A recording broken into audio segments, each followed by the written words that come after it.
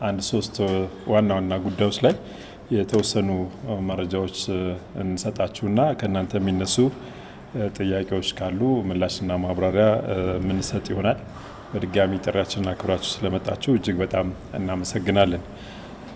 አንደኛው ጉዳይ ከዲያስፖራ አጀንዳ የማሰባሰብ ስራዎች በተሳካ ሁኔታ መጠናቀቃቸውን በተመለከተ ነው።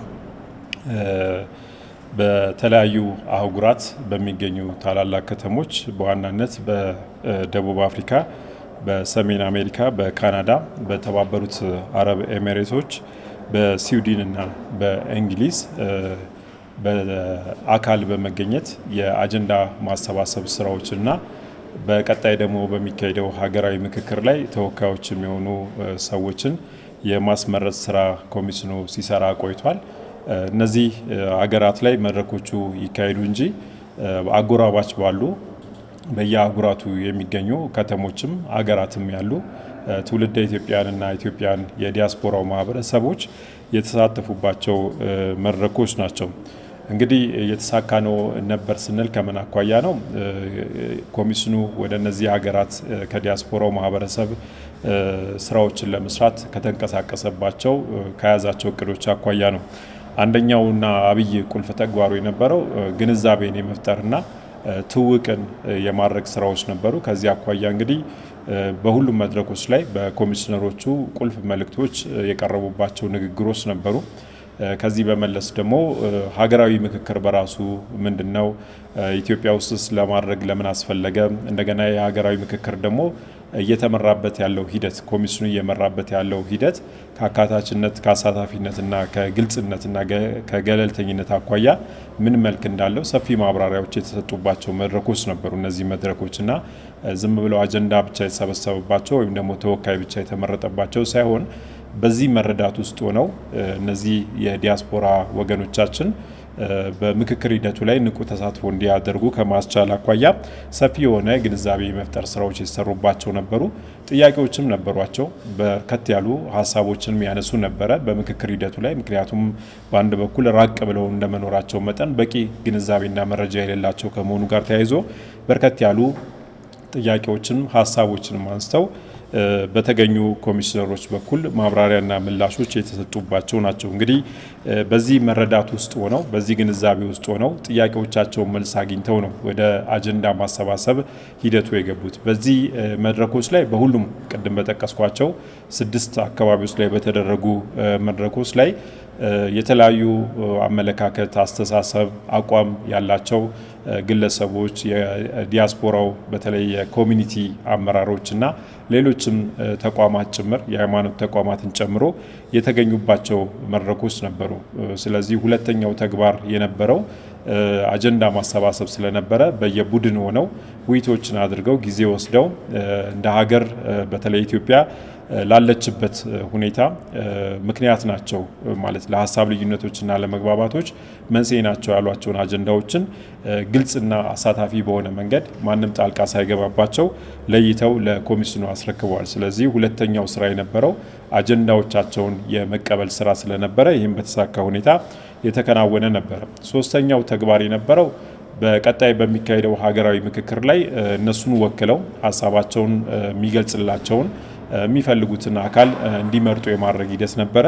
በዚህም አኳያ ነፃ ሆነው በራሳቸው መንገድ ይወክልናል፣ የእኛን አቋም ያራምድልናል ያሏቸው ሰዎችን መርጠው ለኮሚሽኑ አስረክበዋልና ከዚህም አኳያ የተሳካ ስራ የተሰራበት ነበረ።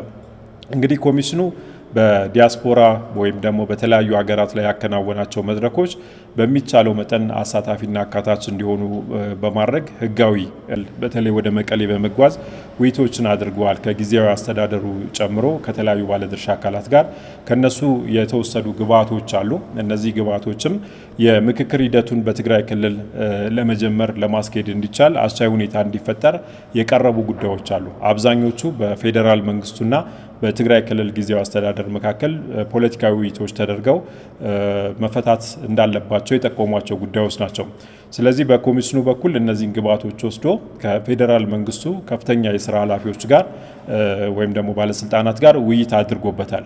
እንግዲህ ያንን ያነሷቸውን ጉዳዮች በክልሉ በኩል የተነሱ ጉዳዮችን ጊዜያዊ አስተዳደሩን ጨምሮ የተለያዩ ፖለቲካ ፓርቲዎችን ጨምሮ ሌሎች ባለድርሻ አካላት የሚያነሷቸውን ጉዳዮች ለፌዴራል መንግስቱ ከፍተኛ የስራ ኃላፊዎች የማቅረብ ስራዎች ተሰርተዋል። እንግዲህ በሁለቱ መካከል እንግዲህ ቀጣይ ውይይቶች ተደርገው አመቺ ሁኔታ ይፈጠራል ተብሎ ይጠበቃል። በኮሚሽኑ በኩል ግን ማድረግ የሚችለው ይህንኑ በመሆኑ የቀረቡ ሀሳቦችን ለፌዴራል መንግስቱ ከፍተኛ የስራ ኃላፊዎች የማሳወቅ ስራ ተሰርቷል።